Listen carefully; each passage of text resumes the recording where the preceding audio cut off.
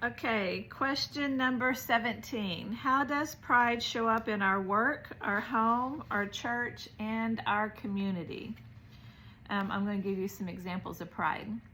A feeling of deep pleasure or satisfaction derived from one's own achievements, the achievements of those with whom one is closely associated, or from qualities or possessions that are widely admired.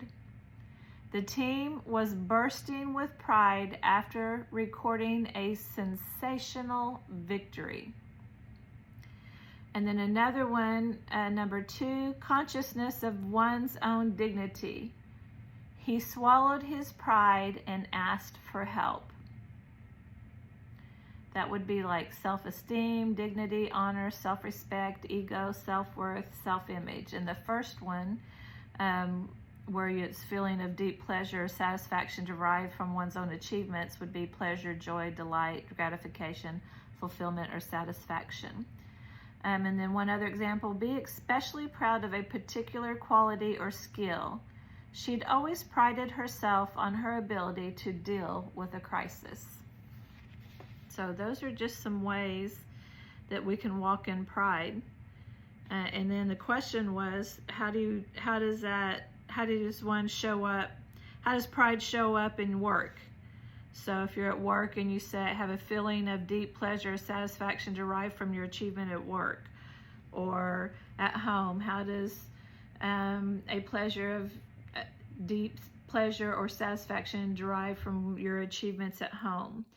How are deep pleasure and satisfaction derived from your achievements at church? How are deep pleasure or satisfaction derived from your own achievements in your community? So, or through those that are associated with you, maybe your children, when I'm going to use the word brag about your kids, or, wow, I like that a lot. The most important thing to me in all of this is that that we give, I'm going to go back to the question, is that we give God the glory for our work, give God the glory for our home, give God the glory for our church, give God the glory for our community, because in ourselves we are nothing. I mean, absolutely. In myself, I am absolutely nothing, and I make 1,000 mistakes a day. I just, my own inability, my own fears, my own whatevers.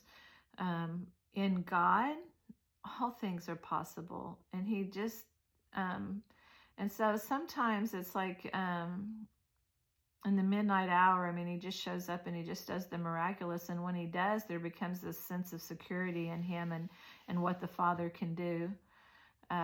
But we need to make sure that when we tell others about the experience, that we don't give ourselves the glory, but we give all the glory to our Father.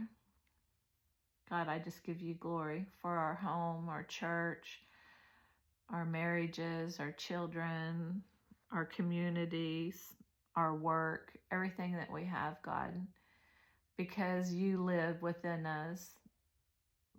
We have